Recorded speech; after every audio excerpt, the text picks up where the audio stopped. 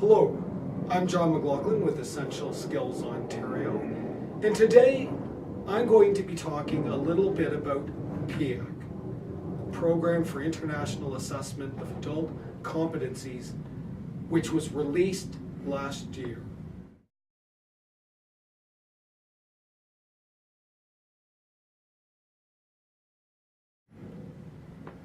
But before getting into PIAAC results, I'd like to take this opportunity to talk a little bit about some other initiatives that Essential Skills Ontario is working on.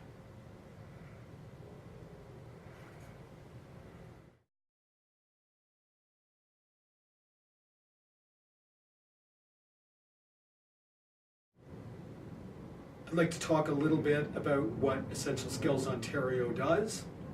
We're an organization that uses research and data as a lever for change. We're also like to participate in conversations with a whole variety of communities. And by communities, Essential Skills Ontario is not just talking about regions, but groups of people. And I like to think to today's presentation is a little bit of a conversation with another community. We also like to develop partnerships with impacts in mind. So not just a swapping of logos on websites, but actually working with people towards change.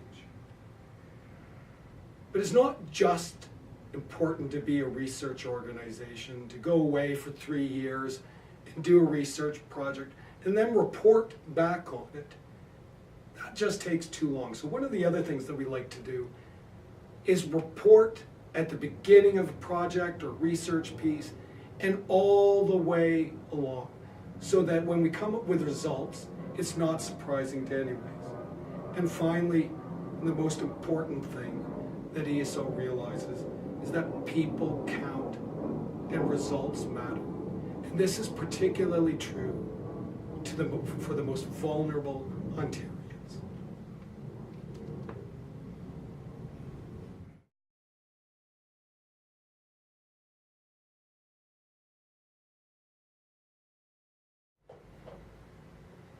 Some issues that ESO is working on is questions that we're thinking about, and we're thinking in the office all the time, is first off, how can we create economic mobility for low-wage workers?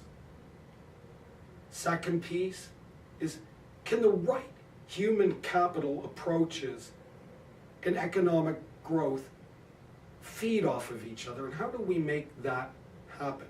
In terms of what is human capital, basically it means skills and the kinds of skills that we need to develop in our communities.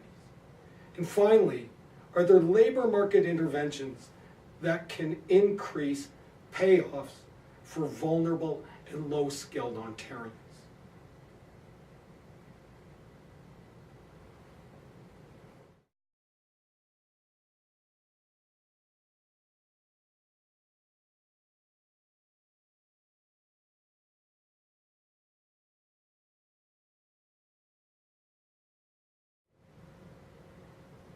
"15 years ago in Washington State, the government started to keep rigorous data about their adult basic and literacy system, not unlike Ontario currently. Over a period of time, as the government and statisticians and economists started to look over this data in Washington State, they ended up getting a little distressed. Because at the end of the day, they weren't seeing from the data that literacy participants or learners weren't seeing any benefits in terms of economic or social from the programs themselves. So while they may have been seeing learning gains, they weren't necessarily seeing any improvement of life pieces. So, the reality was that they were actually considering getting rid of adult basic education in Washington State due to financial issues. But a few innovative individuals said, hang on here, let's try and create a new type of program. A program that fully integrates basic skills with hands-on job skills. Many years later, the data around IBEST is actually quite impressive. Seeing higher completion, retention rates for learners, and also some actually quite fairly substantial earning increases later on in life. IBEST has now been replicated across 26 US states and is also being replicated in Australia, New Zealand, and in Singapore. Elevate is our attempt to replicate IBEST in the province of Ontario.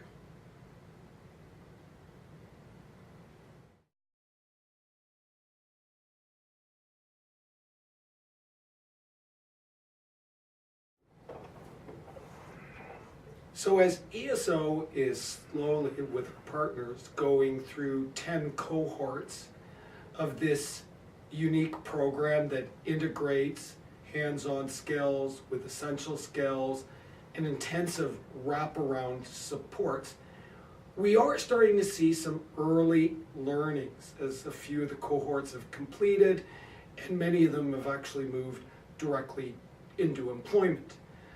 So one of the things that we found was actually doing an occupational analysis before designing the curriculum and before designing the program itself was absolutely critical.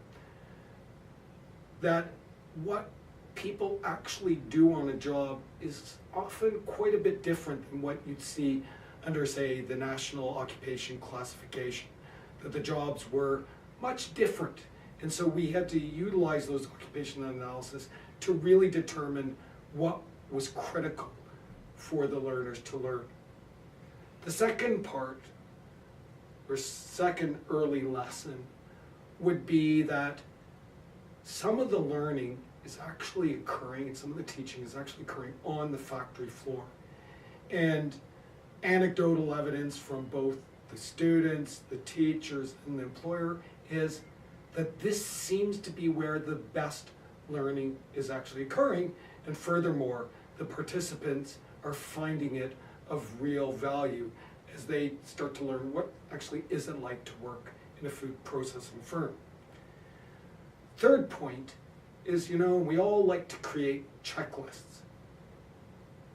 So I often get asked, well, if you could create a checklist about, the characteristics or the kinds of supports that these learners need, and it's not easy to categorize them. And I would actually say in our first cohort, every individual seemed to have a challenge, different kind of challenge towards being able to work. So it's not so easy to categorize these. Reality for many of these folks, somewhere along the line, life got in the way. Finally, and I was doing a webinar a couple of weeks ago, and for a number of government officials from across Canada.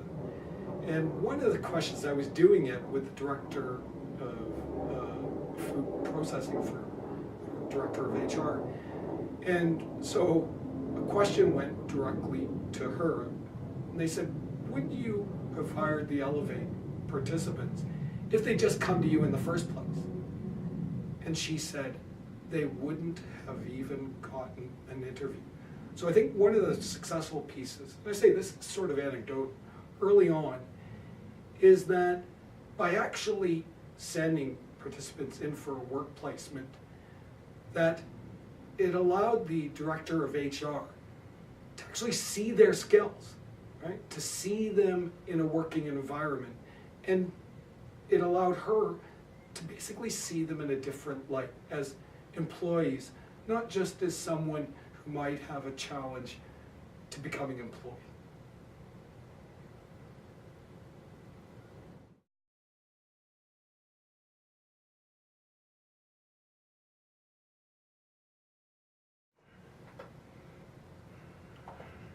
Another interesting initiative that Essential Skills Ontario is taking the lead on is Strengthening Rural Canada, a project funded by the federal government. Essential Skills Ontario decided that they wanted to take a look at rural Canada. And by the way, it's not easy to come up with a definition of what actually constitutes rural. I think we were able to reach consensus on that. And we're doing the project in Ontario, British Columbia, Saskatchewan, and Newfoundland.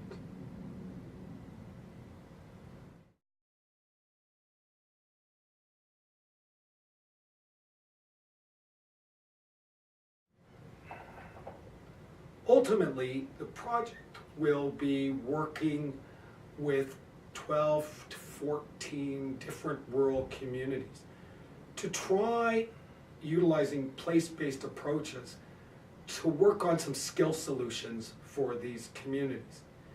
And what it should be noted is that economists, for a long period of time, basically are able to look at the skills or human capital in a community and equate that with growth, right? Basically, communities that are growing develop more skills, but as communities shrink sometimes, they're actually losing skills. And so we wanted to look at this in depth. And we've been working with an economist at Lakehead University to take a picture of all of rural Canada. In fact, we published a paper several weeks ago called Strengthening Rural Canada, Fewer and Older, utilizing the 2001 to 2011 census data. We were able to take a fairly rigorous look at what was happening in rural Canada. There had been some anecdotal evidence that rural Canada actually might be shrinking. And of course, rural Canada is a portion of Canada's population has been declining in terms of percentage of overall population since the early 1900s. But it's never actually gone into real decline. It's growing, but just at a slower pace than urban Canada. And after we looked at the 2001-2011 census data and started to project that data into 2025, a very disturbing picture of rural Canada starts to emerge. Indeed, in a number of areas, I think it could almost be classified as at a crisis. Basically, we see that Canada's rural population has declined by 7.3%. And if we look at birth rates and lack of immigration, their populations may be well about to drop off a cliff. We looked at microdata for a number of communities in Ontario, in particular small towns. And the median age is increasing rapidly.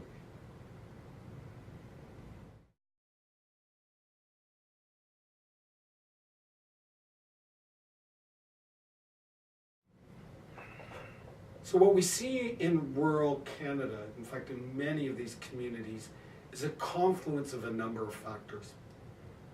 We have an aging population, a population that is actually much older than in urban centers.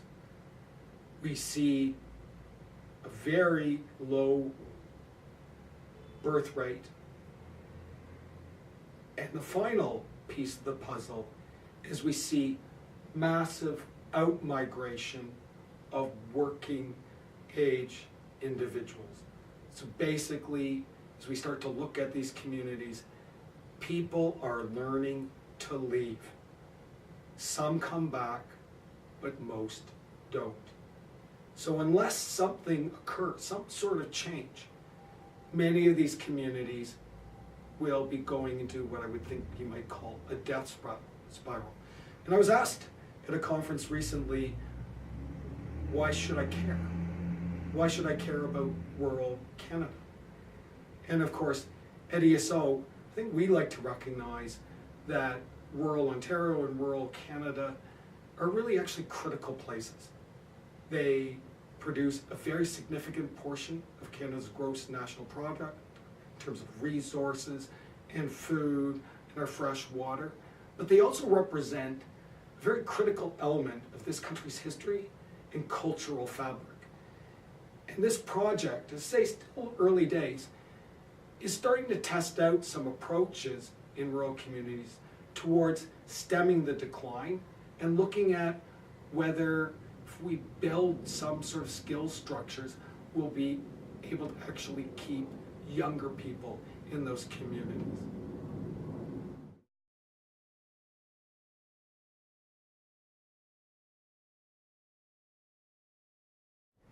So now I'd like to talk about PIAAC, the Program for International Assessment of Adult Competencies. And I want to note two things as we go into this. First off, when it comes to PIAAC, it's early days yet. So for example, we've only had the microdata now for a fairly short period of time. And one of the critical things is not to start making judgments too early without examining the data in detail. The second piece that I'd like to talk about PIAAC, because, I'll tell you a little bit of a story. Back last fall when it was released, my staff, me, we got up and came to work at 3 in the morning because they were actually releasing the data in France. And so we knew, we translated the time, and we're able to figure out, okay, we're going to be right in the office, get the data and start to analyze it and see what the story is. And as we're looking it over, my staff and me were reading through the early results, we started to realize there was no big stories when it comes to PIAAC. And I've been around long enough. I was around in the late 80s when the first survey, Broken Words, released by Southern News came out, and it made all sorts of headlines that 1 in 10 Canadians was functionally illiterate. Then through the next several surveys, and I'll have a slide coming up about that later, we went from, then the next survey came out and it said 1 in 5 adults was functionally illiterate. And then the very last survey before PIAAC said 42% were functionally illiterate. PIAAC didn't make those kind of statements, and I think actually correctly so, that it didn't draw some sort of artificial line and say, if you're over this line, you're fine, if you're under this line, you're not. It clearly is a far more sophisticated tool in terms of collecting that data.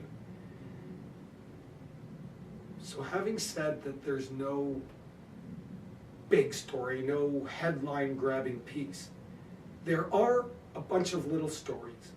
Some stories that we're just starting to go on that journey with.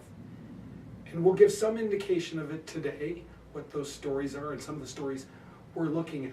And I actually think they're far more important stories than we'd seen in previous surveys.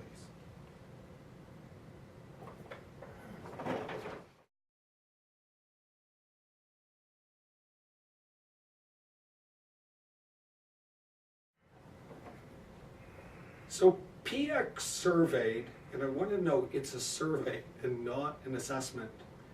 It did make individual judgments about people's skills, but it was very rigorous when compared to previous surveys. They've surveyed over 166,000 adults between the ages of 16 and 65 in 24 different countries, which of course included Canada.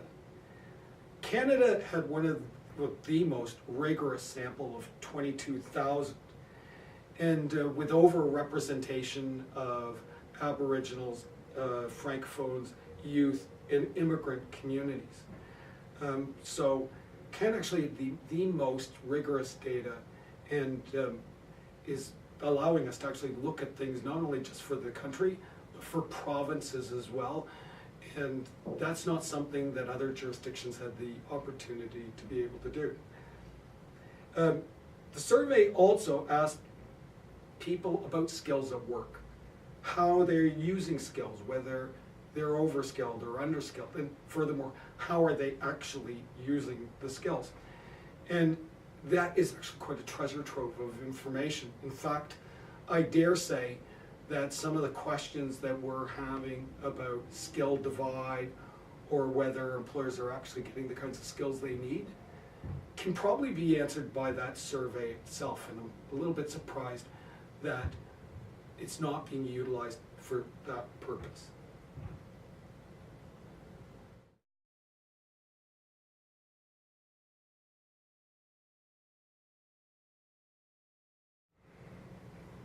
So while there, as I was mentioning, no giant story, PIAAC is actually quite important. And as we go through this, we're going to see some things that possibly counter a number of sort of stories or opinions about Canada's skills and Ontario's skills as well. It sort of confronts some things that we see around youth and who's actually got skills and who doesn't have skills. It actually answers or brings to light a number of policy issues that should be taken into account as we move forward with skills training policies. A number of countries who are part of the PIAAC study are actually utilizing the PIAAC data in order to develop a skills strategy, right? Because, 10 years from now, they're going to actually, because of the very nature of PIAAC data, they're going to be actually able to examine how successful countries' skills development policies for adults actually were. There will be the ability to do some longitudinal data.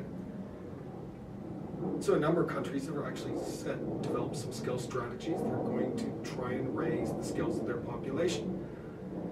As of yet, we've seen any indication that the PIAAC data is being utilized by policymakers at the federal level or provincial level, and this may be a little disconcerting.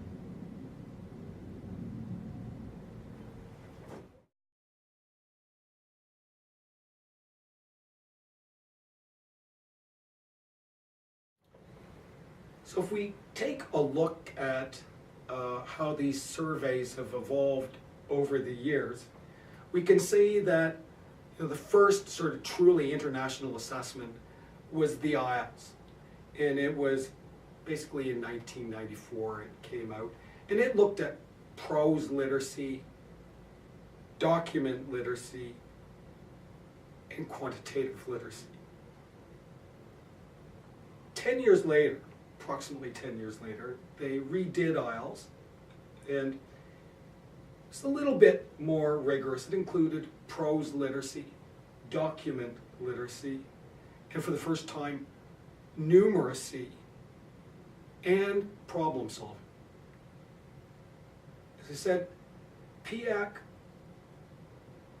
included some interesting new domains. First off, it compressed literacy into a single unit, but also included reading components as well, and surveyed those. It also included numeracy, and one of the things we're going to come back to today is the question about numeracy. But it included a new piece called problem solving in technology-rich environments. We're going to be talking a little bit about that and the importance of that particular piece. And furthermore, how that particular concept evolved and is continuing to evolve.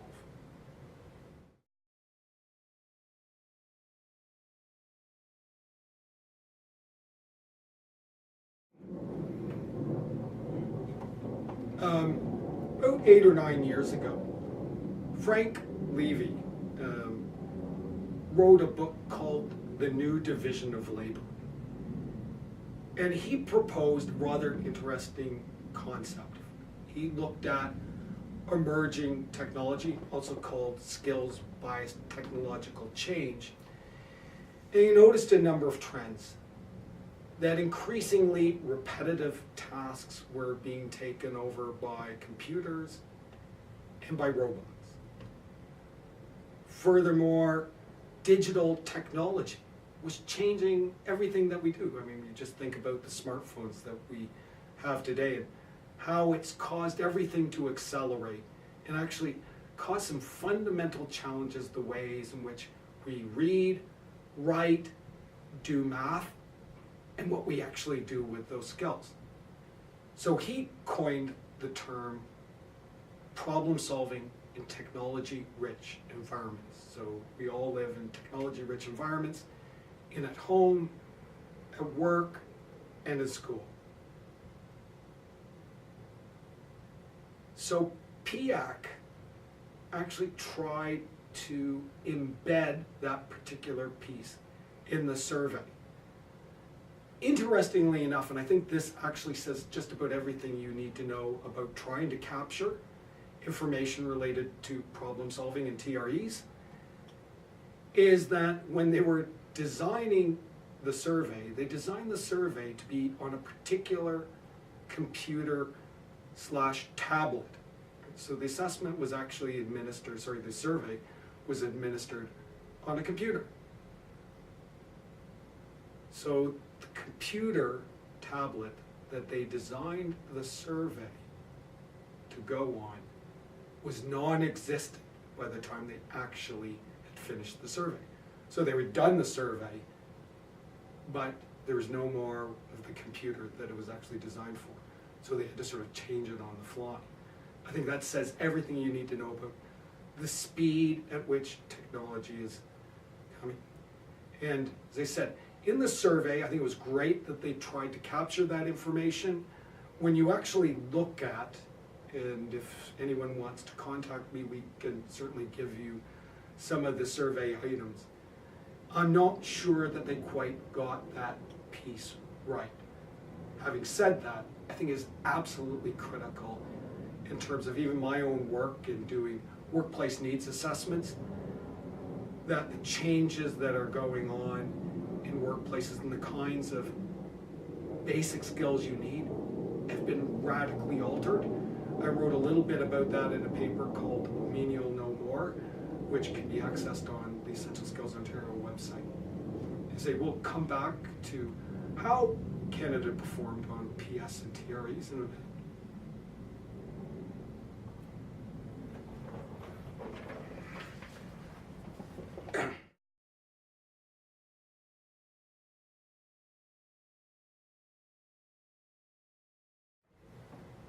So here's a bit of the rubric that the OECD used for PIAAC when it comes to PS and TREs. And I'm not going to get into all the sort of little ingrained details. Once again, if someone wants copies of this, they're free to contact me and I'll get it to them right away. But it does give you a sense of the kinds of things that they're trying to capture in terms of the survey itself. And the layers of complexity. Unlike the rest of PIAAC, which had a scale of 5 levels, for PS and TRE, keep in mind that there's only 3 scales and 3 different layers of technology. There's some interesting things here, but when you look at the tasks, unfortunately the tasks seem to me to be based more on office work than, say, the kinds of technology work that I'm seeing occurring, say, in factory floors, in the hospitality industry, or the kinds that we often use around our house, in our homes, etc.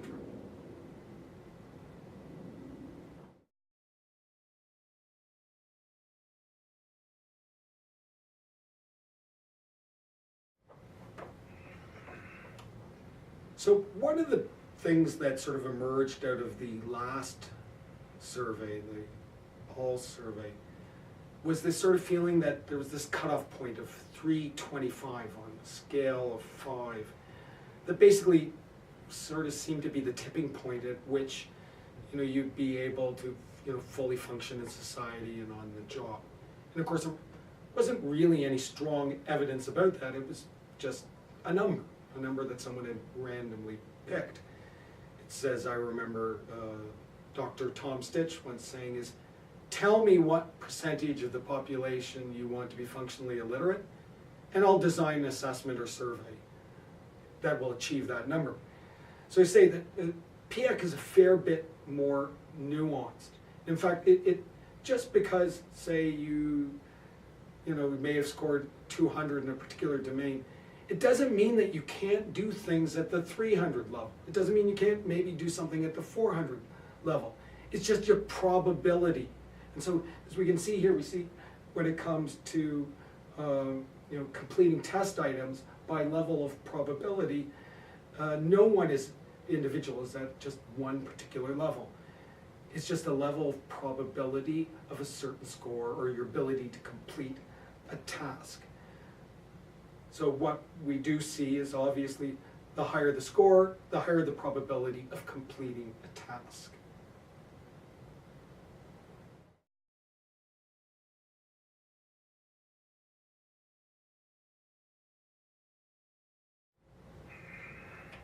So I'm going to quickly go through the next 3 slides, because as we look at this, as we look how Ontario fared, how Canada fared, when compared to the OECD, very similar. Canada, and we'll come back to this again and again, we weren't bad, we weren't good or great, we're about in the middle, right?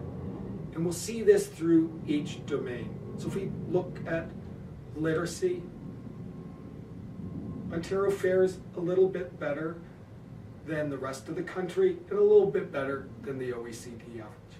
As I said, not much of a story.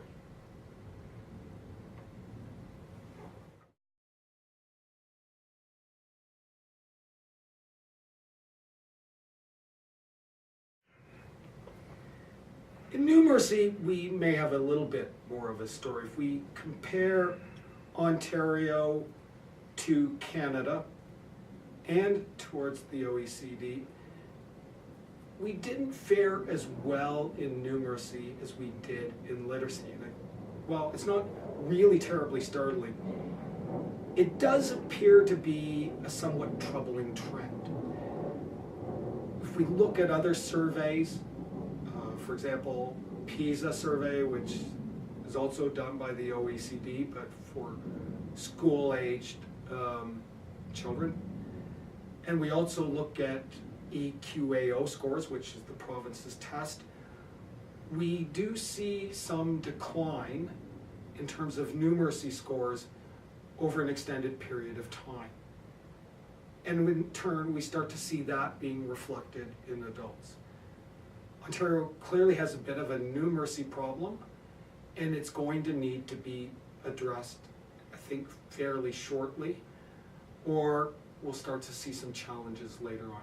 It does seem to be particularly important that we start to more fully consider why have Ontario scores not been keeping up, and what are the kinds of interventions and actions in terms of policy and programming are we actually going to have to take.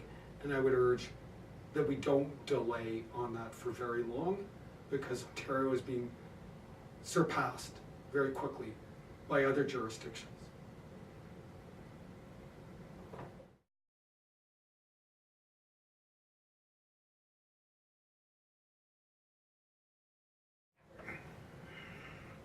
So while numeracy may be a bit of a concern, clearly when it comes to problem solving in technology-rich environments, despite what I think may have been some flaws in the survey, Ontario actually excelled. And when you compared it to other jurisdictions and other provinces, we actually did quite well. Now, it should be noted that Ontario did have a rather high proportion of individuals who didn't take the PS and TRE. Survey respondents had the option of doing it on computer, on a pen and paper. Most Ontarians chose to do it on laptop, but actually there was also a significant proportion who decided to do the pen and paper, which meant they couldn't do the problem solving in technology-rich environments. But the same was true in other jurisdictions as well. So I think in terms of computer use and digital technology, Ontario does seem to be ahead of the curve. Now, this is one piece that we're at ESO really starting to pull apart the data. So keep coming back to our website. We'll be doing sort of monthly updates, and I can't sort of say that too often. This is early days when it gets to PIAAC data, and it's something we're working on all the time.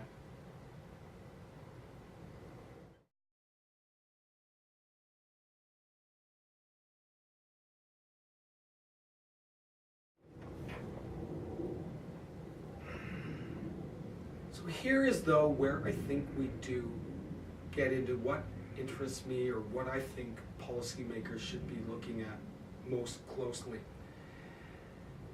So if we take a look at where Canada resides against other OECD nations, basically our competitors when it comes to trade, exports, etc.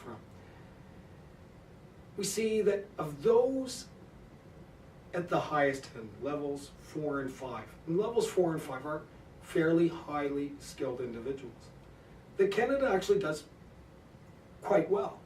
We're at or near the top when it comes to literacy. Numeracy, once again, we're more in the middle. But then once again, when we get into problem solving in technology-rich environments, we do very well. In fact, we look at the numbers overall for all of these domains.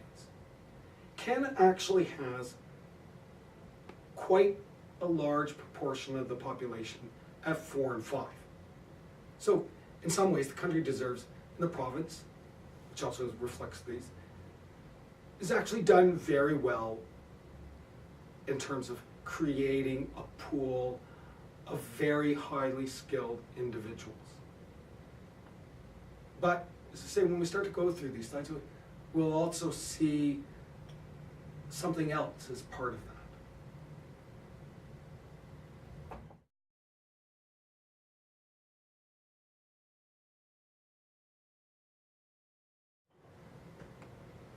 So when we flip that piece over, we thinking about the last chart where Canada, finishes basically above the waterline when it comes to having the highest skilled individuals.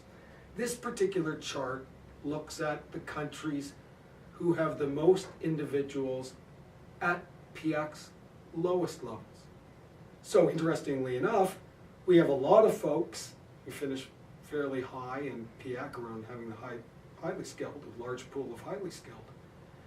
Canada also has a very large pool of underskilled folks at the lower levels. And what economists and statisticians would say is Canada has fat tails, right? So many other countries, you saw the populations sort of squished around the middle when it comes into skills.